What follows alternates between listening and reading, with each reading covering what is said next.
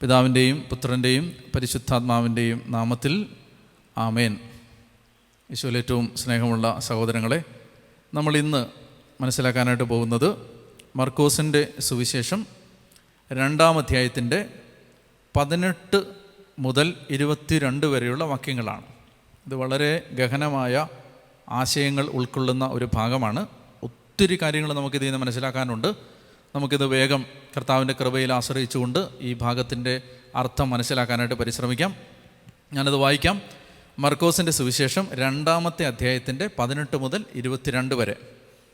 യോഹന്നാൻ്റെ ശിഷ്യന്മാരും ഫരിസേയരും ഉപവസിക്കുകയായിരുന്നു.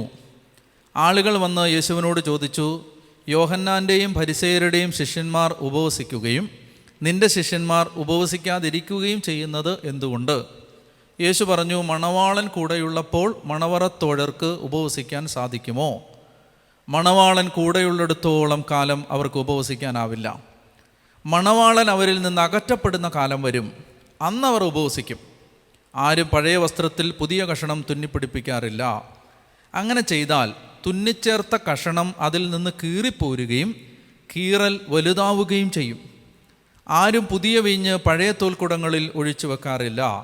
അങ്ങനെ ചെയ്താൽ തോൽക്കുടങ്ങൾ പിളരുകയും വീഞ്ഞും തോൽക്കുടങ്ങളും നഷ്ടപ്പെടുകയും ചെയ്യും. പുതിയ വീഞ്ഞിന് പുതിയ തോൽക്കുടങ്ങൾ വേണം. ഇത് ഇത്തിരി ബുദ്ധിമുട്ടുള്ളൊരു ഭാഗമാണ്, പക്ഷെ ശ്രദ്ധിച്ചാൽ നമുക്ക് മനസ്സിലാവും. ഇത് മനസ്സിലായാൽ പുതിയ നിയമം നമുക്ക് മനസ്സിലാവും. മനസ്സിലായോ? മനസ്സിലാക്കാൻ പാടാണ്, പക്ഷെ മനസ്സിലാവും. ഇത് മനസ്സിലായാൽ നമുക്ക് ദ ഹോൾ ന്യൂ ടെസ്റ്റമെൻ്റ് എന്താണെന്ന് പിടികിട്ടും. അതുകൊണ്ട് വളരെ ശ്രദ്ധയോടെ നമുക്ക് പരിശുദ്ധാത്മാവിൻ്റെ കൃപയിൽ ആശ്രയിച്ച് ഓരോന്നോരോന്നായിട്ട് മനസ്സിലാക്കാനായിട്ട് പരിശ്രമിക്കാം. അതായത് ഇവിടെ യോഹന്നാൻ്റെ ശിഷ്യന്മാരും ഫരിസേയരും ഉപവസിക്കുകയായിരുന്നു. യോഹന്നാൻ്റെ ശിഷ്യന്മാർ ഈ സുവിശേഷങ്ങളൊരു 3 കാറ്റഗറിയിലായിട്ടാണ് പറയുന്നത്. 1 ഫരിസേയരുടെ ശിഷ്യന്മാർ, 2 യോഹന്നാൻ്റെ ശിഷ്യന്മാർ, 3 യേശുവിൻ്റെ ശിഷ്യന്മാർ. അപ്പം 3 കൂട്ടം സ്പിരിച്വാലിറ്റി ഈ ആളുകൾ കാണുകയാണ്. മനസ്സിലായേ? 3 ധ്യാന കേന്ദ്രങ്ങൾ, 3 ടൈപ്പ് ധ്യാന കേന്ദ്രങ്ങളാണ്. 1 ഫരിസേയരുടെ ധ്യാന കേന്ദ്രം, 1 യോഹന്നാൻ്റെ ധ്യാന കേന്ദ്രം, 1 യേശുവിൻ്റെ ധ്യാന കേന്ദ്രം. ഞാൻ ഇന്നത്തെ ഭാഷ മനസ്സിലാവുന്ന രീതിയിൽ പറയുകയാണ്. 3 കൂട്ടം സ്പിരിച്വാലിറ്റി കാണുകയാണ്. അപ്പോൾ ആളുകൾ വിചാരിക്കുകയാണ് ഇത് ഏതാണ് കറക്റ്റ്, അങ്ങനെ ചിന്തിക്കുകയാണ്. അപ്പോൾ മനുഷ്യർ ചോദിച്ചു, യോഹന്നാൻ്റെ ശിഷ്യന്മാരും ഫരിസേയരും ഉപവസിക്കുന്നു. യോഹന്നാൻ്റെയും ഫരിസേയരുടെയും ശിഷ്യന്മാർ ഉപവസിക്കുന്നു, നിൻ്റെ ശിഷ്യന്മാർ ഉപവസിക്കുന്നില്ല. കേട്ടോണ്ടേ? ഇതിന് തൊട്ട് മുമ്പത്തെ ഭാഗത്ത് ഫരിസേയർ വന്നിട്ട് ആരോടാ ചോദിച്ചേ? ഈ പാപികളുടെ കൂടെ ഇരുന്ന് ഭക്ഷണം കഴിച്ചുകൊണ്ടിരുന്ന സമയം ആരോടാ ചോദിച്ചേ? യേശുവിനോടാണോ ചോദിച്ചേ? ശിഷ്യന്മാരോടാണോ ചോദിച്ചേ? ശിഷ്യന്മാരോടാണോ ചോദിച്ചേ? എന്താ ചോദിച്ചേ? ഈ നിങ്ങളുടെ ഗുരു എന്തിനാണ് പാപികളുടെ കൂടെ ഇരുന്ന് ഭക്ഷണം കഴിക്കുന്നത്? വളരെ സൂക്ഷിച്ച് കേട്ടോണം. അപ്പം അവിടുത്തെ ഉദ്ദേശം എന്താ? ശിഷ്യന്മാരുടെ മനസ്സിൽ ഒരു കലക്കം ഉണ്ടാക്കുക. മനസ്സിലായോ?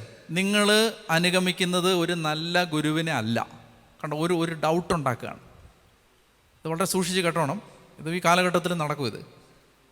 അപ്പോൾ ആദ്യം എന്താ ചെയ്യുന്നത് വെച്ചാൽ ശിഷ്യന്മാരുടെ അടുത്ത് വന്ന് ഗുരുവിനെക്കുറിച്ചൊരു സംശയം ഉണ്ടാക്കി. ഇപ്പോൾ അടുത്ത പോർഷനിൽ വന്ന് എന്താ ചെയ്യുന്നറിയാമോ? പറയുകയാണ്, യേശുവിനോട് വന്ന് പറയുകയാണ്, നിൻ്റെ ശിഷ്യന്മാരെന്താ ഉപവസിക്കാത്തേ? യേശുവിന് ശിഷ്യന്മാരെക്കുറിച്ച് ഒരു മോശമായ അഭിപ്രായം ഉണ്ടാക്കാൻ വേണ്ടിയുള്ള സംസാരമാണിത്. മനസ്സിലായില്ലേ? നീ നിൻ്റെ ശിഷ്യന്മാരെ 2 വഴക്ക് കൊടുക്കുക, അവരെന്തോ ഉപവസിക്കാത്തത്. നിങ്ങൾക്ക് മനസ്സിലാവുന്നുണ്ടോ? ഇത് പിശാചിൻ്റെ വലിയൊരു പണിയാണിത്. ഈ ആളുകളെ തമ്മിൽ തെറ്റിക്കുന്നത് എങ്ങനെയെന്നറിയാം? വളരെ സൂക്ഷിക്കേണ്ട ഒരു കാര്യമാണ് ഇത്. തെറ്റിക്കുന്നത് ഒരു ചെറിയ ഉപദേശം ഇട്ട് കൊടുക്കും. അവരെന്താ അങ്ങനെ കാണിക്കുന്നേ? അത് ശരിയല്ലല്ലോ. അപ്പോൾ നമ്മൾ ചിന്തിക്കുക, അയ്യോ ശരിയാണല്ലോ. അപ്പോൾ നമുക്ക് അവരെക്കുറിച്ച് ഒരു സാധനം നമ്മുടെ തലയിൽ കയറും. ഇങ്ങനെയാണ് മനുഷ്യർ ബന്ധങ്ങളെ തകർക്കുന്നത്. ഇത് ആരെ തകർക്കുന്നത്? ഇത് പിശാചിൻ്റെ കളിയാണിത്. ഫരിസേയർ വന്നിട്ട് പറയാണ്, നിൻ്റെ ഗുരു എന്താണ്, നിങ്ങളുടെ ഗുരു എന്താണ് ഇങ്ങനെ ചെയ്യുന്നത്? അയ്യേ, അപ്പോൾ കണ്ടോ, അപ്പോൾ അവർക്കൊരു ഗുരുവിനെക്കുറിച്ച് ഒരു മോശമായ ഒരു ബ്ലാക്ക് മാർക്ക്. അപ്പോൾ അവർ കൂടുമ്പോൾ പറയില്ലേ, ഇങ്ങനെ എന്നെ ഈ കാണിക്കുന്നേ. 10 പേരോട് കൂടുമ്പോൾ കുറ്റം പറയില്ലേ? ഇനി അതുപോലെ യേശുവിൻ്റെ അടുത്ത് വന്നിട്ട് പറയുകയാണ്, നിൻ്റെ ശിഷ്യന്മാർ എന്താ ഉപവസിക്കാത്തേ, അവരെന്താ അങ്ങനെ ചെയ്യാത്തേ, നീ പറഞ്ഞു കൊടുക്കാത്തതുകൊണ്ടല്ലേ. അപ്പോൾ യേശു ശിഷ്യന്മാരെ വിളിച്ചിട്ട്, നിങ്ങൾ എന്താ ഇങ്ങനെ പെരുമാറുന്നേ, നിങ്ങൾ മനസ്സിലാക്കുന്നുണ്ടോ? ഈ 2 ടൈപ്പ് സ്ട്രാറ്റജിയാണിത്. ഈ മനുഷ്യരെ തമ്മിൽ തെറ്റിക്കുന്ന ആളുകളുണ്ട്. അവർ വളരെ നല്ല രീതിയിലാണ് അവരെ പ്രസൻറ്റ് ചെയ്യുന്നത്. സ്നേഹം നടിക്കും, നമ്മുടെ നന്മ ആഗ്രഹിക്കുന്നു എന്ന് നമുക്കൊരു ഫീലിംഗ് ഉണ്ടാക്കും. മനസ്സിലായോ? എനിക്കിത് പറയേണ്ട ആവശ്യമില്ല. ഞാനിത് നിങ്ങൾക്കൊരു ദുഷ്പേരുണ്ടാവണ്ടെന്ന് വിചാരിച്ചിട്ട് ഞാൻ പറഞ്ഞാണ്. ഈ ടൈപ്പ് സംസാരമായിരിക്കും. അപ്പോൾ ഇത് വളരെ നമ്മൾ എപ്പോഴും ജാഗ്രത പുലർത്തേണ്ട ഒരു കാര്യമാണ്. എൻ്റെ ഒരു എക്സ്പീരിയൻസ് ചെയ്ത് എനിക്ക് മനസ്സിലായ ഒരു കാര്യം ഞാൻ പറഞ്ഞുതരാം. എന്തെന്നറിയാം? ഒരു മനുഷ്യനും പറയുന്ന ഒരു കാര്യവും 100% വിശ്വസിക്കരുത്. ഞാൻ ജീവിതത്തിൽ നിന്ന് പഠിച്ചൊരു ലെസൺ പറഞ്ഞു തരികയാണ്. ആരെന്ത് പറഞ്ഞാൽ, എത്ര ക്രെഡിബിലിറ്റി ഉള്ള ആൾ പറഞ്ഞാലും 50% എടുക്കാവൂ,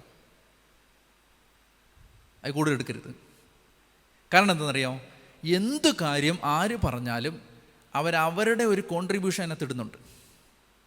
അത് അവരുടെ വേർഷനാണ്, അത് അവർ കാര്യങ്ങളെ കണ്ട രീതിയാണ്. അത് സത്യമാവണമെന്നൊരു നിർബന്ധമില്ല. ഇവിടെ എന്താ സംഭവിക്കുന്നത്? ഇവിടെ ശിഷ്യന്മാരെക്കുറിച്ചൊരു കുറ്റം യേശുവിനോട് പറയുകയാണ്. ഈശോയ്ക്ക് എപ്പോഴും ഒരു പ്രത്യേകത ഉണ്ടായിരുന്നു. നമ്മൾ വളരെ ശ്രദ്ധിക്കേണ്ട ഒരു പ്രത്യേകതയാണത്. ഈശോ ശിഷ്യന്മാരുടെ മിസ്റ്റേക്കുകൾക്ക് അവരെ പബ്ലിക്കിൻ്റെ മുമ്പിൽ വെച്ച് വളരെ കുറച്ച് സന്ദർഭങ്ങളിൽ മാത്രമേ ശകാരിച്ചിട്ടുണ്ട്. ഉദാഹരണത്തിന് പത്രോസിനെ സാത്താനേ, അവിടെ നിങ്ങൾ ശ്രദ്ധിച്ച് വായിച്ചാൽ ഒരു കാര്യം കാണാൻ പറ്റും. ഈ പത്രോസ് എന്നിട്ട് പറയില്ലേ, നിനക്കിത് സംഭവിക്കാതിരിക്കട്ടെ, ഈ സഹനം നിനക്കുണ്ടാവാതിരിക്കട്ടെ എന്ന് പറഞ്ഞാൽ തടസ്സം പറയില്ലേ. അപ്പോൾ അവിടെ നിങ്ങൾ നോക്കിയാൽ മതി, ഈശോ തിരിഞ്ഞു നോക്കി ജനക്കൂട്ടം നിൽക്കുന്നത് കണ്ടിട്ട് പറഞ്ഞു, സാത്താനെ പോകാൻ പറഞ്ഞു. എന്തിനെന്നറിയാം? അവർക്ക് സ്കാൻഡലാവാതിരിക്കാനാണ്. ഇവനീ പറയുന്നത് അവർക്ക് സ്കാൻഡലാവാതിരിക്കാൻ, ഉതപ്പാവാതിരിക്കാൻ പബ്ലിക്കായിട്ട് ശാസിച്ചു. അങ്ങനെയുള്ള വളരെ മൈന്യൂട്ട് സിറ്റുവേഷൻസിൽ, വളരെ വളരെ കുറച്ച് സന്ദർഭങ്ങളിൽ ഒഴികെ ഈശോ ഒരിക്കൽ പോലും ശിഷ്യന്മാരെ പരസ്യമായിട്ട് ശാസിച്ചിട്ടില്ല. എന്നാൽ രഹസ്യമായിട്ട് നല്ലതുപോലെ ശാസിച്ചിട്ടുണ്ട്. നിങ്ങൾ വഴി വെച്ച് എന്തിനെക്കുറിച്ചാണ് തർക്കിച്ചുകൊണ്ടിരുന്നത്? പറ, ഞങ്ങളിൽ ആരാണ് വലിയവൻ? ഉടനെ അതിന് കൊടുക്കുകയാണ്, അതിന് കറക്ഷൻ കൊടുക്കുകയാണ്.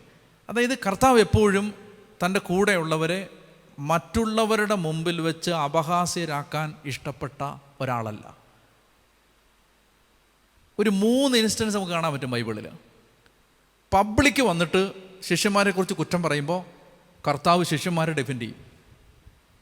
ഇവർക്ക് പ്രശ്നമുണ്ട്. ഇപ്പോൾ ഉദാഹരണത്തിന് ഗോതമ്പ് വയലിൽ നിന്ന് ഇത് പറിച്ചു തിന്നു, കുഴപ്പമൊന്നുമില്ല. എന്നാലും അതൊരു എറ്റിക്കേറ്റല്ല, മര്യാദയല്ല, സാമാന്യ മര്യാദയുടെ ഭാഗമല്ല. അപ്പോൾ അതിൻ്റെ പേര് വേണമെങ്കിൽ ഒരു വഴക്ക് കൊടുക്കാവുന്നേ ഉള്ളൂ. പക്ഷെ അന്നേരം പറയുന്ന സാബത്ത് മനുഷ്യന് വേണ്ടിയാണ്, മനുഷ്യൻ സാബത്തിന് വേണ്ടിയല്ല. ആ റിമാർക്ക് വരുന്ന അവിടാണ്. വേറൊരു സന്ദർഭമുണ്ട്. ഇവർ കൈ കഴുകാതെ ഭക്ഷണം കഴിക്കുന്ന സമയത്ത് അന്നേരം പറയും, വേണേൽ പറഞ്ഞുകൂടെ അവരോട്, നാണം കെട്ടവന്മാരെ, നിനക്ക് കൈയിട്ട് ഭക്ഷണം കഴിച്ചുകൂടെ, മനുഷ്യനെ പറയിപ്പിക്കാറ്, ഇങ്ങനെ വേണേൽ പറഞ്ഞുകൂടെ. അങ്ങനെ പറയുന്നതിന് പകരം പറയുന്നത്, ഒരുത്തൻ്റെയും വെളിയിൽ നിന്ന് അകത്തോട്ട് കയറുന്നതല്ല അവനെ അശുദ്ധനാക്കുന്നത്, അകത്തുനിന്ന് വരുന്നതാണ്. ഇതുപോലെ 2-3 സന്ദർഭങ്ങളുണ്ട്. ഇങ്ങനെ കർത്താവ് എന്ത് ചെയ്തു? പബ്ലിക്കായിട്ട് തൻ്റെ കൂടെയുള്ളവരെ ആരെങ്കിലും അറ്റാക്ക് ചെയ്താൽ ഈശോ ഡിഫെൻഡ് ചെയ്യുമായിരുന്നു. ഈശോ ഇവർ കാണിച്ച തെറ്റാണെങ്കിലും ഡിഫെൻഡ് ചെയ്യും. അങ്ങനെ സ്വഭാവം ഉണ്ടായിരുന്നു കർത്താവിന്. എന്നാൽ ഒറ്റയ്ക്ക് വളരെ കർശനമായിട്ട് കർത്താവ് ഇവരെ കൈകാര്യം ചെയ്തിരുന്നു. നമുക്ക് ജീവിതത്തിൽ പഠിക്കാവുന്നൊരു ലെസണാണിത്. നമുക്ക് ആരെങ്കിലും കറക്റ്റ് ചെയ്യാനുണ്ടെങ്കിൽ എന്ത് ചെയ്യണം? അയാളെ വിളിച്ച് പറയണം. 10 പേരുടെ മുമ്പിൽ വെച്ച് അവരെ ഹ്യൂമിലിയേറ്റ് ചെയ്യരുത്. മറിച്ചൊരു കാര്യം നമുക്ക് ഒരാളോട് കമ്മ്യൂണിക്കേറ്റ് ചെയ്യാനുണ്ടെങ്കിൽ എന്ത് ചെയ്യണം? അവരെ മാത്രമായി വിളിച്ച് അത് പറയണം. അപ്പോൾ അതാണ് ഇവിടെ. അപ്പോൾ ഞാൻ ഇതിനകത്തുനിന്ന് വായിച്ചെടുക്കുന്ന ചില കാര്യങ്ങൾ പറയുന്നതേ ഉള്ളൂ. അപ്പോൾ എന്ത് ചെയ്തു? ഇവർ വന്നിട്ട് ഇത് ചോദിക്കുമ്പോൾ ഇവർ പറയാണ്, പരിസേയരുടെ ശിഷ്യന്മാർ ഉപവസിക്കുന്നു, യോഹന്നാൻ്റെ ശിഷ്യന്മാർ ഉപവസിക്കുന്നു. ഉപവാസം യഹൂദ മതത്തിൽ വർഷത്തിൽ 1 ഉണ്ടായിരുന്നുള്ളൂ. അതെന്താണെന്നറിയാമോ? പാപപരിഹാര ദിനത്തിൽ, ദ ഡേ ഓഫ് അറ്റോൺമെൻറ്റ്, വർഷത്തിൽ 1 പ്രധാന പുരോഹിതൻ കാളക്കുട്ടിയുടെ രക്തവുമായിട്ട് അതിവിശുദ്ധ സ്ഥലത്ത് പ്രവേശിക്കുന്ന അന്ന് മാത്രമേ ഉപവാസമുള്ളൂ. അപ്പോൾ വർഷത്തിലൊരിക്കൽ മാത്രം നിർബന്ധമായി ഉപവസിച്ചാൽ മതി എന്ന് യഹൂദ നിയമം ഉണ്ടായിരിക്കെ ഫരിസേയർ ഉപവസിച്ചിരുന്നു. എപ്പോഴാണ്? ആഴ്ചയിൽ 2 തവണ ഉപവസിച്ചിരുന്നു. എന്തിനാണ്? അവർ പറയുകയാണ്, ഞങ്ങൾ കുറച്ചുകൂടെ നല്ല ഭക്തരായതുകൊണ്ട് നിയമം അനുസരിച്ച് വർഷത്തിലൊന്ന് മതി, പക്ഷേ ഞങ്ങൾ ആഴ്ചയിൽ 2 പ്രാവശ്യം ഉപവസിക്കുന്നു. യോഹന്നാൻ്റെ ശിഷ്യന്മാർ വളരെ കാർക്കശ്യം നിറഞ്ഞ ഒരു ജീവിതം നയിച്ച് യോഹന്നാനെ കണ്ടിട്ട് യോഹന്നാൻ വളരെ കുറച്ച് ഭക്ഷണം കഴിക്കത്തുള്ളായിരുന്നു. അതാണ് ഈശോ പറയുന്നത്, യോഹന്നാൻ ഭക്ഷണം കഴിക്കാത്തവനായി വന്നു, മനുഷ്യപുത്രൻ ഭക്ഷണം കഴിക്കുന്നവനായി വന്നു എന്നൊക്കെ പറയുന്നത്. യോഹന്നാൻ വളരെ കുറച്ച് ഭക്ഷണം കഴിക്കുന്ന ആളായിരുന്നു. അപ്പോൾ യോഹന്നാൻ്റെ ശിഷ്യന്മാരെന്ത് ചെയ്തു? അത് കണ്ടിട്ട് അവരെല്ലാം കൂടെ അങ്ങനെ ചെയ്യാൻ തുടങ്ങി. അപ്പോൾ ആളുകൾ നോക്കുമ്പോൾ ഫരിസേയർ ഉപവസിക്കുന്നു, യോഹന്നാൻ ശിഷ്യന്മാർ ഉപവസിക്കുന്നു, ഇവരെന്ത് ചെയ്യുന്നു? ഇവരെല്ലാ ദിവസവും തിന്നും കുടിച്ച് നടക്കുക. മറ്റൊന്ന്, സഖറിയ പ്രവചനത്തിൽ ഒരു സൂചനയുണ്ട്. ദൈവമഹത്വം ദേവാലയത്തിൽ നിന്ന് വിട്ടുപോയതിൻ്റെ പേരിൽ പുരോഹിതന്മാരോട് പറയുന്നുണ്ട്, നിങ്ങൾ ഉപവസിക്കുക. എന്താണ് ഉപവസിക്കാനുള്ള കാരണം? ദൈവത്തിൻ്റെ ഗ്ലോറി ദേവാലയത്തിൽ നിന്ന് വിട്ടുപോയി. അപ്പോൾ അതുകൊണ്ട് ആ സങ്കടത്തിൽ നിങ്ങൾ ഉപവസിക്കും. ദൈവം നിങ്ങളിൽ നിന്ന് വിട്ടുപോയി. പിന്നെ വേറൊരു കാര്യം കൂടി, ഇത് ഈ വചനങ്ങൾ വ്യാഖ്യാനിക്കാൻ വേറൊരു ഇൻഫർമേഷൻ കൂടെ നമുക്ക് വേണം. ഇപ്പോൾ ഈ ഫരിസേയർ ആഴ്ച 2 തവണ ഉപവസിക്കുമല്ലോ. പക്ഷേ അവരൊരു കല്യാണത്തിന് വിളിച്ചാൽ ഈ കല്യാണം ഒരാഴ്ച നീളുന്ന ആഘോഷമാണ്, 7 ദിവസമുണ്ട്. അപ്പോൾ ആഴ്ച 2 ദിവസം ഉപവസിക്കാൻ പറ്റില്ല. അതുകൊണ്ട് കല്യാണത്തിന് ആരെങ്കിലും വിളിച്ചാൽ ആ കല്യാണത്തിന് പോകുമ്പോൾ ഉപവസിക്കേണ്ട ആവശ്യമില്ല.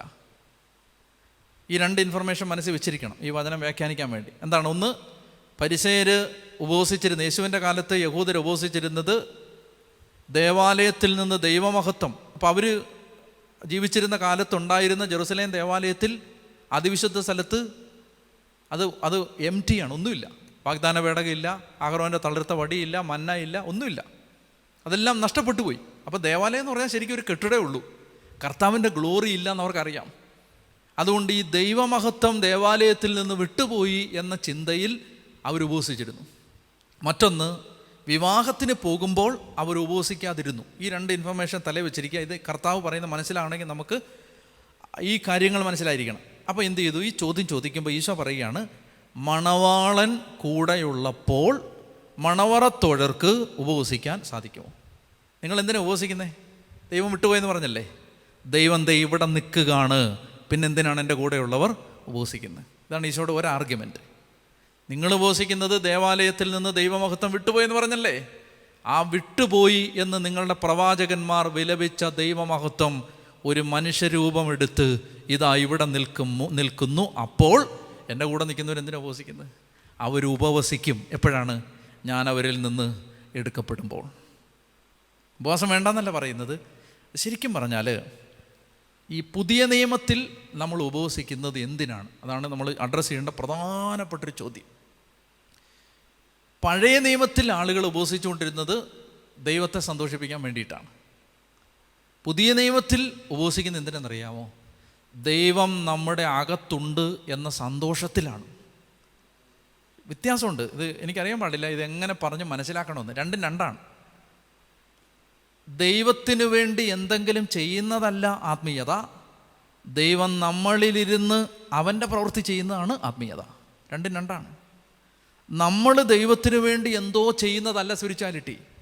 നമ്മുടെ ഉള്ളിലിരുന്ന് ദൈവം അവന് വേണ്ടത് എന്തോ ചെയ്യുന്നതാണ് നമ്മുടെ സ്പിരിച്വാലിറ്റി. ഒന്നുകൂടെ ശ്രദ്ധിച്ചാൽ മനസ്സിലാവും. ശരിക്കും പറഞ്ഞാലേ ഈശോ മിശിഹ 40 ദിവസം ഉപവസിച്ചത് പരിശുദ്ധാത്മാവ് നിറയാൻ വേണ്ടിയിട്ടാണോ പരിശുദ്ധാത്മാവ് നിറഞ്ഞിട്ടാണോ? അവൻ പരിശുദ്ധാത്മാവ് നിറഞ്ഞിട്ടാണ് ഉപവസിക്കാൻ പോകുന്നത്. ഇതാണ് ന്യൂ ടെസ്റ്റമെൻറ്റിലെ ഉപവാസം. ദൈവം നമ്മുടെ അകത്ത് വന്നു കഴിയുമ്പോൾ ആ കൃപയിൽ, ആ കൃപയുടെ ലഹരിയിൽ ചിലപ്പോൾ നമുക്ക് ഭക്ഷണം വേണ്ടാന്ന് തോന്നും. അതാണ് ഉപവാസം. അതുകൊണ്ട് ഈ പുതിയ നിയമത്തിൽ ഉപവസിക്കുന്നവർക്ക് യഥാർത്ഥത്തിൽ നമ്മൾ ന്യൂ ടെസ്റ്റമെൻറ്റ് ഫാസ്റ്റിങ്ങിലാണെങ്കിൽ ഈ ഉപവാസത്തെക്കുറിച്ച് വലിയ ഗമയൊന്നും ഉണ്ടാവില്ല. ഈ ജഡത്തിൽ ഉപവസിക്കുന്നവരാണ് ഈ ഉപവാസം എടുത്ത കാര്യം എല്ലാവരും അറിയണമെന്ന് ആഗ്രഹിക്കുന്നത്. ആത്മാവിലാണ് നമ്മളിത് ചെയ്യുന്നതെങ്കിൽ എന്ത് സംഭവിക്കുമെന്നറിയാമോ?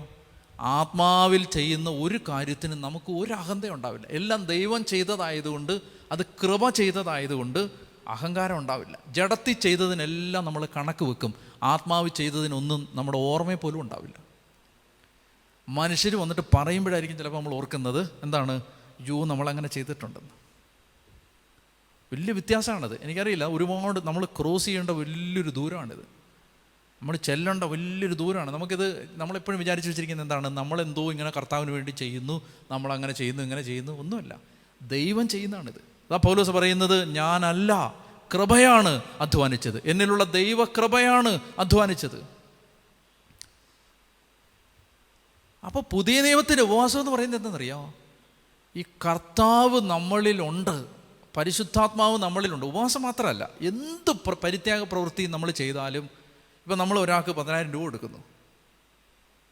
ആ 10,000 രൂപ കൊടുക്കുന്നത് നമ്മളെ സംബന്ധിച്ചിടത്തോളം നമ്മൾ കൊടുത്തു എന്നൊരു ചിന്തയേ വരില്ല.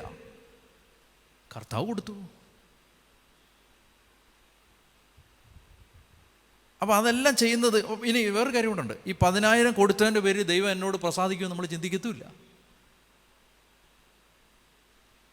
ശരിക്കും ഇത് പറഞ്ഞ് മനസ്സിലാക്കാൻ വലിയ പാടാണിത്. ഗ്രാജ്വലി പരിശുദ്ധാത്മാവ് വെളിച്ചം തരേണ്ട ഒരു കാര്യമാണ്. നമുക്ക് ഈ കന്താലമിസ മാർപ്പാപ്പയെ ധ്യാനിപ്പിക്കുന്ന കപ്പൂച്ചൻ അച്ഛൻ്റെ പേരാണ് റെനേരോ കന്താലമിസ. അദ്ദേഹത്തിൻ്റെ നല്ല ക്ലാസിക്കലായൊരു സ്റ്റേറ്റ്മെൻ്റ് ഉണ്ട്. അദ്ദേഹം പറയുന്നുണ്ട്, we live historically we live in the New Testament, but psychologically we are in the Old Testament. ചരിത്രപരമായിട്ട് നമ്മളിപ്പോഴും പുതിയ നിയമത്തിലാണ്, പക്ഷേ നമ്മൾ മാനസികമായിട്ട് നമ്മളിപ്പോഴും പഴയ നിയമത്തിൽ തന്നെയാണ്. നമ്മളിപ്പോഴും വിചാരിച്ചു വരികയും നമ്മളിങ്ങനെ 10 കൂടി മെഴുകുതിരി കത്തിക്കുമ്പോൾ കർത്താവ് ഇങ്ങനെ കൈയടിച്ച് സന്തോഷിക്കുന്നു. എന്താ പുതിയ നിയമം എന്നറിയാമോ? മനുഷ്യൻ്റെ ഒരു പ്രവൃത്തിക്കും ദൈവത്തെ പ്രസാദിപ്പിക്കാൻ പറ്റില്ല. പിന്നെ എന്താണ് ദൈവത്തെ പ്രസാദിപ്പിക്കുന്നത്? ദൈവം എന്നെ രക്ഷിക്കാൻ വേണ്ടി തൻ്റെ പുത്രനെ അയച്ചു എന്ന് വിശ്വസിക്കുന്നതാണ് ദൈവത്തെ പ്രസാദിപ്പിക്കുന്നത്. ഒരു പ്രവൃത്തിയും നമ്മൾ മരുത്വാമല കയറി അതിൻ്റെ മേളിൽ കുരിശടി സ്ഥാപിച്ച് 365 ദിവസവും ആരാധന നടത്തിയാലും ദൈവത്തെ പ്രസാദിപ്പിക്കുമെന്ന് വിചാരിക്കരുത്. ദൈവത്തെ എന്ത് പ്രസാദിപ്പിക്കുന്നറിയാമോ? നമ്മൾ ഈ ആരാധനയും പ്രാർത്ഥനയും നടത്തുന്നത് യേശുവിലുള്ള വിശ്വാസമാണ്. ആ വിശ്വാസത്തിൻ്റെ പേരിലാണ്, യേശുവിലുള്ള വിശ്വാസം. ഇത് മാത്രം. അതുകൊണ്ടാണ് പറയുന്നത്, വിശ്വാസം കൂടാതെ ദൈവത്തെ പ്രസാദിപ്പിക്കാൻ സാധ്യം. നിങ്ങളിപ്പോൾ കേരളത്തിലെ എല്ലാ പാവപ്പെട്ടവർക്കും വീട് വെച്ച് കൊടുത്തെന്ന് വെച്ചോ, ദൈവം പ്രസാദിക്കില്ല. അതൊന്നും ദൈവത്തെ പ്രസാദിപ്പിക്കാൻ പറ്റില്ല. പിന്നെ എന്തിലാണ് ദൈവം പ്രസാദിക്കുന്നത്? യേശുവിൽ വിശ്വസിക്കുന്നു, ദൈവം പ്രസാദിക്കും. അതായത് ദൈവം മാനവരാശിയെ രക്ഷിക്കാൻ വേണ്ടി തൻ്റെ പുത്രനെ തന്നു, അത് വിശ്വസിക്കുന്നു. ഈ യോഹന്നാൻ 6 യഹൂദന്മാർ വന്ന് യേശുവിനോട് ചോദിക്കും, എന്താണ് ദൈവഹിതം അനുസരിച്ചുള്ള പ്രവൃത്തി? എന്താണ് ദൈവത്തെ പ്രസാദിപ്പിക്കുന്ന പ്രവൃത്തി? ഈശോ മറുപടി പറയും. എന്താ മറുപടി? അവിടുന്ന് അയച്ചവനിൽ വിശ്വസിക്കുക. മനസ്സിലാവുന്നുണ്ടോ ഞാൻ പറയുന്നത് എന്നാന്ന്?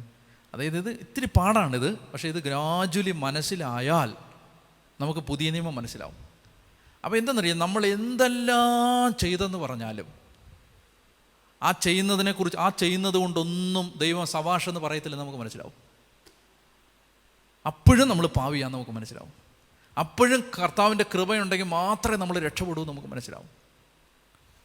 പരിസേയരുടെ പ്രശ്നം എന്തുകൊണ്ടാണ് അവർ യേശുവിനെ കുരിശിൽ തറച്ചത്? അവർ വിചാരിച്ചു, ഞങ്ങളിങ്ങനെ ഉപവസിക്കുന്നു, ഞങ്ങൾ ദാനധർമ്മം ചെയ്യുന്നു, ഞങ്ങൾ പള്ളിയിൽ പോകുന്നു, മുട്ടുകുത്തി നിൽക്കുന്നു, ഫ്രണ്ടിൽ നിൽക്കുന്നു, അതുകൊണ്ട് ദൈവത്തിന് ഞങ്ങളോട് ഭയങ്കര ഇഷ്ടമാണ്. അപ്പോൾ ഓട്ടോമാറ്റിക്കായിട്ടൊരു ചോദ്യം വരാം, അപ്പോൾ നമ്മളിതൊന്നും ചെയ്യണ്ടേ? ഇതെല്ലാം ചെയ്യണം. ചെയ്യുന്നത് എന്തിൻ്റെ വെളിച്ചത്തിലെന്നറിയോ? ഈ കർത്താവ് വന്നിട്ട് നമ്മളല്ലി ചെയ്യുന്നത്, കൃപയാണ് ഈ ചെയ്യുന്നത്. പ്രവൃത്തി മുഴുവൻ ചെയ്യുന്നത് കൃപയാണ്, നമ്മളല്ല. ക്രിസ്തീയ ജീവിതത്തിൽ ഇപ്പം മദർ തെരേസ പാവപ്പെട്ടവരെ ശുശ്രൂഷിച്ചു. മദർ തെരേസയുടെ ജഡമല്ല അത് ചെയ്തത്, മദർ തെരേസയിൽ വന്നു വസിച്ച പരിശുദ്ധാത്മാവാണ് ചെയ്യുന്നത്, കൃപയാണ് ഈ ചെയ്യുന്നത്. പറഞ്ഞേ ഹല്ലേലൂയാ, ഹല്ലേലൂയാ, ഹല്ലേലൂയാ, ഹല്ലേലൂയാ. അപ്പോൾ ഞാൻ പറഞ്ഞു വരുന്നത് ഇതാണ്. ഇവിടെ ഈ കർത്താവ് പറയുകയാണ്, മണവാളൻ കൂടെയുള്ളപ്പോൾ, വാക്യം 19, മർക്കോസ് 2:19, മണവാളൻ കൂടെയുള്ളപ്പോൾ മണവറത്തോഴർക്ക് ഉപവസിക്കാൻ സാധിക്കുമോ? മണവാളൻ കൂടെ ഉള്ളിടത്തോളം കാലം അവർക്ക് ഉപവസിക്കാനാവില്ല. മണവാളൻ അവരിൽ നിന്ന് അകറ്റപ്പെടുന്ന കാലം വരും. അതെന്നാ? ഈശോ സ്വർഗാരോഹണം ചെയ്തു കഴിയുമ്പോൾ അപ്പസ്തോല പ്രവർത്തനത്തിൽ അനേക തവണ ഇവർ ഉപവാസത്തിലിരിക്കുന്നതിനെ കുറിച്ച് നമ്മൾ കാണും. ഉപവാസത്തിലിരുന്നതിന് ശേഷമാണ് പൗലോസിനെയും ബർണ്ണബാസിനെയും കൈവച്ച് വിജാതിയരുടെ അടുത്തേക്ക് വിടുന്നത്. ഉപവാസത്തിലും പ്രാർത്ഥനയിലും ചെലവഴിച്ചുകൊണ്ടിരുന്നതിന് ശേഷമാണ് അപ്പസ്തോലന്മാർ ഡീക്കന്മാരെ അഭിഷേകം ചെയ്യുന്നത്. ഉപവാസത്തിനും പ്രാർത്ഥനയ്ക്ക് ശേഷമാണ് പൗലോസിനെയും ബർണ്ണബാസിനെയും പറഞ്ഞു വിടുന്നത്. അപ്പോൾ പ്രവാചകന്മാരെ കുറിച്ച് അപ്പസ്തോല പ്രവർത്തനത്തിൽ പറയുന്നുണ്ട്, അവർ ഉപവസിച്ചും പ്രാർത്ഥിച്ചും കഴിയവേ പരിശുദ്ധാത്മാവ് അവരോട് പറഞ്ഞു. ഇഷ്ടംപോലെ സന്ദർഭങ്ങളുണ്ട്. അപ്പോൾ ഉപവാസം വേണ്ടെന്നല്ല, മറിച്ച് കർത്താവ് പറയാണ്, ഈ ദൈവം ഇങ്ങനെ നേരിട്ട് കൂടെ ഇറങ്ങി അവരടുത്ത് നിൽക്കുകയാണ്. അപ്പോൾ അവരെന്തിനാ ഉപവസിക്കുന്നത്? ഇതാണ് ഈശോയുടെ ആർഗ്യുമെൻ്റ്. മനസ്സിലായോ? കർത്താവ് പറയാണ്, മണവാളൻ കൂടെയുള്ളപ്പോൾ, ഞാൻ നേരത്തെ പറഞ്ഞില്ലേ കല്യാണത്തിന് മുമ്പ് ഉപവസിക്കേണ്ടെന്ന് പറഞ്ഞില്ലേ? കല്യാണ സമയത്ത്, വെഡ്ഡിങ് സമയത്ത് ഉപവാസം ഇല്ല. അപ്പോൾ കർത്താവ് പറയാണ്, മണവാളൻ കൂടെയുള്ളപ്പോൾ മണവറത്തോഴർക്ക് ഉപവസിക്കാൻ സാധിക്കുമോ? മണവാളൻ കൂടെയുള്ളിടത്തോളം കാലം അവർക്ക് ഉപവസിക്കാനാവില്ല. മണവാളൻ അവരിൽ നിന്ന് അകറ്റപ്പെടുന്ന കാലം വരും, അന്നവർ ഉപവസിക്കും. അടുത്തത് വളരെ ശ്രദ്ധിച്ചോണം, ആരും പഴയ വസ്ത്രത്തിൽ പുതിയ കഷണം തുന്നിപ്പിടിപ്പിക്കാറില്ല. അങ്ങനെ ചെയ്താൽ തുന്നി ചേർത്ത കഷണം അതിൽ നിന്ന് കീറിപ്പോരുകയും കീറൽ വലുതാവുകയും ചെയ്യും. പഴയ വസ്ത്രം എന്ന് പറഞ്ഞാൽ നിങ്ങൾ ഇത്രയും നാളും കേട്ട ഒരു സ്പിരിച്വാലിറ്റി. പുതിയ വസ്ത്രം കർത്താവ് ഈശോ മിശിഹാ പറയുന്ന പുതിയ സ്പിരിച്വാലിറ്റി. പഴയ വസ്ത്രം പഴയ നിയമം, പുതിയ വസ്ത്രം പുതിയ നിയമം. കർത്താവ് പറയാണ്, ഞാനിപ്പോൾ അവതരിപ്പിക്കുന്ന ഈ പുതിയ നിയമം പഴയ നിയമത്തോട് കൊണ്ട് ചേർത്ത് ഒട്ടിച്ചു വെച്ചാൽ ഇത് രണ്ടും കീറിപ്പോവും. ഈ പഴയതിനോട് ചേർത്ത് പുതിയത് ഒട്ടിച്ചു വെച്ചാൽ ഇത് രണ്ട് കീറൽ വലുതാവും. ഞാൻ നേരത്തെ പറഞ്ഞില്ലേ, പഴയ നിയമത്തിൽ ഒരു വ്യക്തി വിചാരിക്കുകയാണ്, ഞാൻ ഇതെല്ലാം ചെയ്യുമ്പോൾ, ഞാനിങ്ങനെ മല കയറുമ്പോൾ, ഞാനിങ്ങനെ ഇത്രയും പ്രാർത്ഥിക്കുമ്പോൾ, ഞാൻ ഇത്രയും ഉപവസിക്കുമ്പോൾ, ഞാൻ ഇത്രയും കൽപ്പനയൊക്കെ ഇങ്ങനെ പാലിച്ച് ജീവിക്കുമ്പോൾ ദൈവം പ്രസാദിക്കും. അങ്ങനെ ചിന്തിച്ചുകൊണ്ടിരിക്കുന്ന ഒരാളുടെ അടുത്ത് കർത്താവ് ഈശോ മിശിഹാ വന്നിട്ട് അങ്ങനെ ചിന്തിച്ചുകൊണ്ടിരിക്കുകയാണ്. ഈ പഴയ വസ്ത്രം ഇങ്ങനെ നിൽക്കുകയാണ്.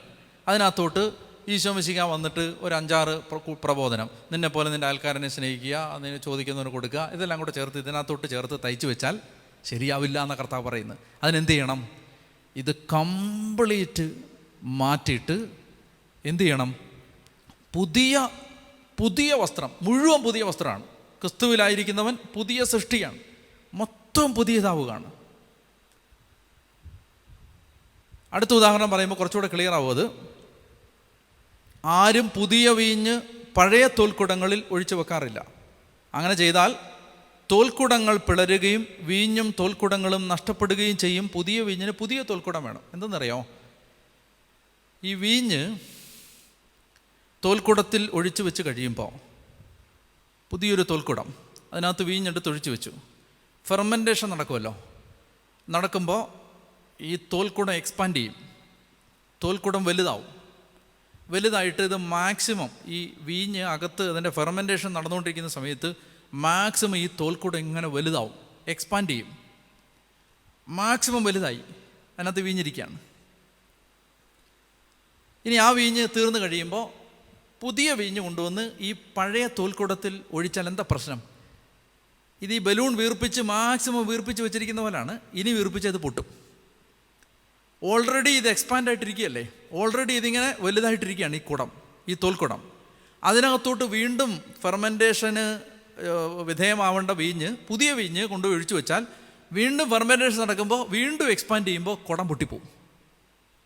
ഇതാണ് കർത്താവ് പറയുന്ന ഉദാഹരണം. ഈ പഴയ നിയമം, ഈ നിയമം 2000 വർഷമായിട്ട് നൽകപ്പെട്ട, മോശയിലൂടെ നൽകപ്പെട്ട ഈ നിയമം ഇങ്ങനെ എക്സ്പാൻഡ് ചെയ്ത് ഏത് സമയത്തും പൊട്ടുന്ന അവസ്ഥയിൽ നിൽക്കുകയാണ്. എല്ലാവരും നോക്കിയിട്ട് ഇത് പാലിക്കാൻ പറ്റുന്നില്ല, അങ്ങനെ നിൽക്കുകയാണ് എല്ലാവരും. ഇനി ഇത് വീർപ്പിച്ചാൽ ഇത് പൊട്ടും. കർത്താവ് പറയുകയാണ്, അതുകൊണ്ട് ഈ പഴയ ചിന്താഗതി എല്ലാം മാറ്റിയിട്ട് പഴയ ചിന്താഗതി എന്താണ്? ഞാൻ എന്തൊക്കെയോ ചെയ്ത്, സൂക്ഷിച്ച് കേൾക്കണേ, ഞാൻ എന്തൊക്കെയോ ചെയ്ത് ദൈവത്തെ പ്രസാദിപ്പിക്കുന്നു. അത് മാറ്റ്. മാറ്റ്, അത് മുഴുവൻ മാറ്റാം. പഴയ വസ്ത്രം മാറ്റ്, ആ പഴയ തോൽക്കുടം മാറ്റ്, പുതിയ തോൽക്കുടം കൊണ്ടുവന്ന് വെക്ക്. എന്താണ് പുതിയ തോൽക്കുടം? ക്രിസ്തുവിലുള്ള വിശ്വാസമാണ് എന്നെ നീതീകരിക്കുന്നത്. ഞാൻ ചെയ്യുന്ന ഒരു പ്രവൃത്തിയല്ല, എൻ്റെ യേശുവിലുള്ള വിശ്വാസമാണ് എന്നെ നീതീകരിക്കുന്നത് എന്ന് പറയുന്ന ആ പുതിയ തോൽക്കുടം നീ എടുത്തുകൊണ്ട് വെക്ക്. അതിനകത്തേക്ക് ഞാൻ ഈ പുതിയ വീഞ്ഞൊഴിച്ചു തരാം. എന്താ പുതിയ വീഞ്ഞ്? പുതിയ വീഞ്ഞെന്ന് പറഞ്ഞാൽ ഈശോ, പുതിയ വീഞ്ഞെന്ന് പറഞ്ഞാൽ പരിശുദ്ധാത്മാവ്, പുതിയ വീഞ്ഞെന്ന് പറഞ്ഞാൽ അഭിഷേകം. അതായത് ഈ പഴയ സിസ്റ്റത്തിനകത്തോട്ട് ഇത് കയറില്ല. അപ്പം നമ്മളിങ്ങനെ എന്തൊക്കെയോ ചെയ്ത് ചെയ്ത് ചെയ്ത് ചെയ്ത് ചെയ്ത് ദൈവത്തെ പ്രസാദിപ്പിക്കുന്നു, ദൈവം പ്രസാദിക്കുന്നു. ഒരു 500 നമ്മൾ എന്തെല്ലാം കൊള്ളരുതായ്മ ചെയ്തിട്ടും ഒരു കുരിശടി പണിഞ്ഞു കൊടുത്തപ്പോൾ ദൈവം അങ്ങ് പ്രസാദിച്ചു.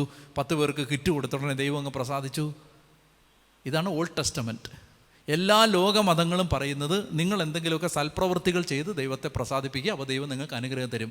പുതിയ നിയമം ക്രിസ്തുവിൻ്റെ സുവിശേഷം ഇതല്ല. ക്രിസ്തുവിൻ്റെ സുവിശേഷം എന്താണെന്നറിയാമോ? നിങ്ങൾ ലോകത്തുള്ള എന്ത് നല്ല പ്രവൃത്തി ചെയ്താലും അത് മലിനമാണ്. യെശയ്യായിൽ 61 വാക്യമുണ്ട്, കർത്താവേ ഞങ്ങളുടെ സൽപ്രവൃത്തികൾ മലിന വസ്ത്രം പോലെയാണ്. ലൂക്ക 16 ഒരു വചനമുണ്ട്, മനുഷ്യൻ്റെ ദൃഷ്ടിയിൽ, മനുഷ്യൻ്റെ കണ്ണിൽ ഉത്കൃഷ്ടമായത് ദൈവത്തിൻ്റെ കണ്ണിൽ നികൃഷ്ടമാണ്. ഞാനൊരു സിമ്പിളായിട്ടൊരു ഉദാഹരണം പറയാം. നമ്മളിപ്പോൾ ഒരുത്തിന് 10 ലക്ഷം രൂപ കൊടുത്തെന്ന് വെച്ചോ. ആ 10 ലക്ഷം, ഇപ്പം ഞാൻ ഒരുത്തിന് 10 ലക്ഷം, നിനക്ക് 10 ലക്ഷം രൂപ തന്നെന്ന് വെച്ചോ. 10 ലക്ഷം രൂപ തന്നു കഴിഞ്ഞാൽ പിന്നെ ഓട്ടോമാറ്റിക്കായിട്ട് എൻ്റെ മനസ്സിൽ ഒരു ചിന്തയുണ്ട്, നീ നാളെ എന്നെ കാണുമ്പോൾ മുഴുവൻ ബഹുമാനിക്കണം. ബഹുമാനിച്ചില്ലല്ലോ, അന്നേരം ഈ 10 ലക്ഷം തന്നതിൻ്റെ സാധനം അകത്തുനിന്ന് വരാൻ തുടങ്ങും. ഈ നന്ദിയില്ലാത്തവൻ എന്തോരം നിന്നെ ഞാൻ സഹായിച്ചാടാ. കണ്ടോ ഈ സാധനം കണ്ടോ? 10 ലക്ഷം കൊടുത്ത ആ പ്രവൃത്തിയുടെ അകത്ത് പോലും അഹങ്കാരം കിടപ്പുണ്ട്. Every good work is contaminated by pride. നമ്മളീ പറയുന്ന വലിയ വലിയ സംഭവങ്ങളൊക്കെ ചെയ്യുന്നതൊക്കെ നമ്മൾ പറയുന്നില്ലേ, അതിൻ്റെ എല്ലാ അടിയിലും അഹങ്കാരം കിടപ്പുണ്ട്. ഒന്ന് കുത്തി നോക്കിയാൽ മതി. അതുകൊണ്ടാണ് പുതിയ നിയമം പറയുന്നത് ഒരു പ്രവൃത്തി കൊണ്ടും ഇത് ദൈവത്തെ പ്രസാദിപ്പിക്കുമോ? അതായത് ഈ ചെയ്തതിൻ്റെ ഒരു സാധനം അകത്ത് കിടപ്പുണ്ട് നമ്മുടെ അകത്ത്, ദൈവത്തെ പ്രസാദിപ്പിക്കുമില്ല. അതുകൊണ്ടാണ് പുതിയ നിയമം പറയുന്നത് യേശുവിലുള്ള വിശ്വാസം മാത്രമേ ദൈവത്തെ പ്രസാദിപ്പിക്കൂ. അതുകൊണ്ട് ആ സിസ്റ്റം, ആ ഓൾഡ് സിസ്റ്റം, ആ പഴയ തോൽക്കുടം മാറ്റ്.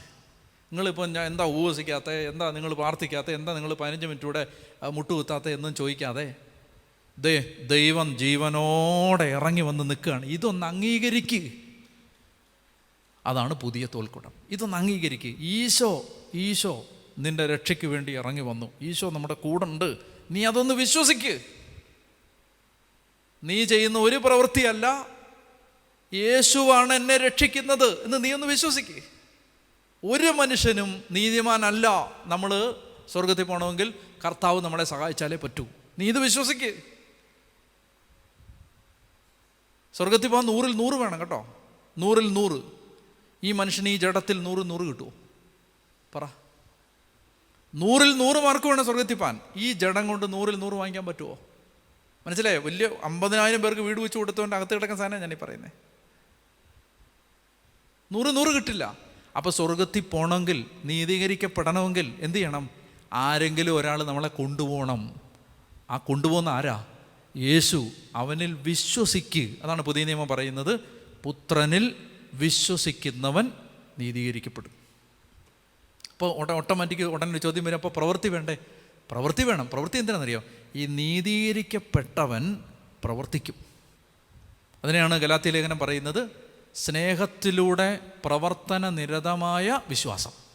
വിശ്വാസം സ്നേഹത്തിലൂടെ, ശരിക്കുള്ള വിശ്വാസം കർത്താവിൻ്റെ. ഇപ്പോൾ ഈശോയിൽ നമ്മൾ വിശ്വസിക്കുന്നുണ്ടെങ്കിലുണ്ടല്ലോ, ഈശോ പറഞ്ഞ പോലെ ജീവിക്കാൻ പരിശ്രമിക്കും. നമ്മൾ കുറേ ഇങ്ങനെ നല്ല കാര്യം ചെയ്തുകൊണ്ട് കർത്താവ് നമ്മളെ സ്നേഹിക്കുകയല്ല, മറിച്ച് ഈശോയെ നമ്മൾ സ്വീകരിച്ചു, ഈശോയെ സ്നേഹിക്കുന്നു, ഈശോയെ വിശ്വസിക്കുന്നു.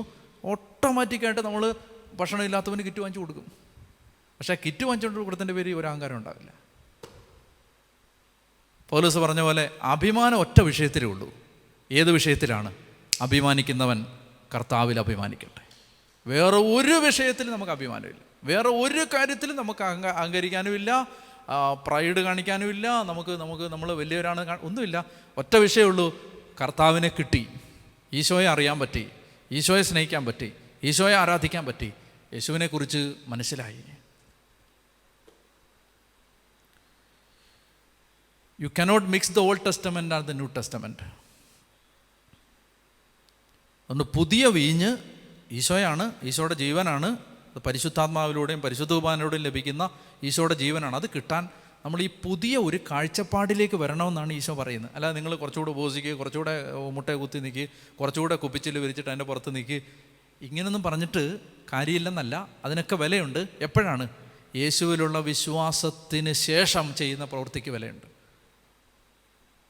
അന്ത്യവിധി പ്രവൃത്തിയുടെ പേരിലാണ്. എപ്പോഴും ഓർത്തോണം. എനിക്ക് വിശന്നു, ഭക്ഷിക്കാൻ തന്നു. പക്ഷെ ഓർത്തോണം, അങ്ങനെ നിസ്വാർത്ഥമായി നിഷ്കളങ്കമായി ഒരാൾക്ക് സ്നേഹിക്കാൻ പറ്റണമെങ്കിൽ അത് വിശ്വാസത്തിൽ നിന്ന് മാത്രമേ അങ്ങനെ ചെയ്യാൻ പറ്റൂ. മദർ തെരേസ എന്തുകൊണ്ട് അങ്ങനെ ചെയ്തേ? നല്ല വിശ്വാസം ഈശോയിലുണ്ടായിരുന്നുകൊണ്ടാണ്. നമ്മൾ ഈ ചാരിറ്റി എന്ന് പറഞ്ഞുകൊണ്ടൊക്കെ ഓരോന്ന് ചെയ്യുന്ന ഓരോ ആളുകളുടെയും മുഴുവൻ കഥകൾ നമ്മൾ കേൾക്കുന്നതല്ലേ. മദർ തെരേസ സ്നേഹിച്ച പോലെ സ്നേഹിക്കാൻ പറ്റുമോ? അത് യേശുവിലുള്ള വിശ്വാസം കൊണ്ട് മാത്രമേ പറ്റൂ. ബാക്കി എല്ലാവരും തിരിച്ച് പ്രതീക്ഷിക്കും. സഹായിച്ചവർ നന്ദി കാണിച്ചില്ലെങ്കിൽ അവനെ ഗുണ്ടകളെ വിട്ട് അടിപ്പിക്കും.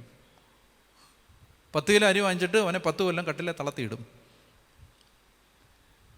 അപ്പോൾ അതുകൊണ്ട് നമ്മളിതിൻ്റെ ഒരു യഥാർത്ഥത്തിൽ ഇത് മനസ്സിലാക്കാനായിട്ട് നമ്മൾ മനസ്സിലാക്കേണ്ട, അല്ലെ ഇത് മനസ്സിലാക്കാനായിട്ട് നമ്മുടെ ഉള്ളിലേക്ക് വരേണ്ട ഒരു ബോധ്യം ഇതാണ്: ആ പഴയ കാഴ്ചപ്പാടുകളെ അങ്ങ് മാറ്റുക.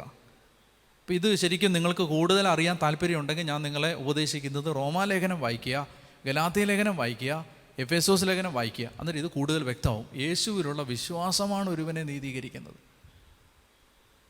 റോമർ 3 വ്യക്തമായിട്ട് പറയുന്നുണ്ട്, നിയമവും പ്രവാചകന്മാരെ സാക്ഷ്യപ്പെടുത്തിയ ദൈവനീതി പ്രവൃത്തികളിലൂടെ അല്ലാതെ ഇപ്പോൾ വെളിപ്പെട്ടിരിക്കുന്നു. ആ ദൈവനീതി ആരെന്നുള്ള വ്യത്യാസം കൂടാതെ യേശുവിലുള്ള വിശ്വാസം വഴി ലഭിക്കുന്നതാണ്.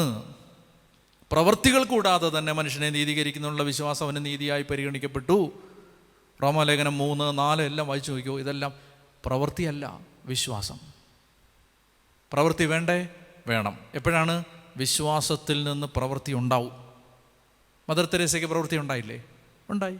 വിൻസെൻ്റ് പോളിന് പ്രവൃത്തി ഉണ്ടായില്ലേ? അൽഫോൻസാമയ്ക്ക് പ്രവൃത്തി ഉണ്ടായില്ലേ? ഉണ്ടായി. അതെല്ലാം അവർ ജഡത്തിൽ ചെയ്ത പ്രവൃത്തിയല്ല, വിശ്വാസത്തിൽ നിന്ന്.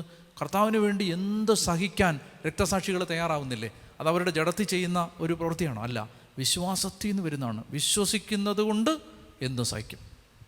വിശ്വാസം അല്ലേ? വിശ്വാസം എല്ലാം സഹിക്കുന്നു എന്നാണ് പറയും. എല്ലാം സഹിക്കുന്നു.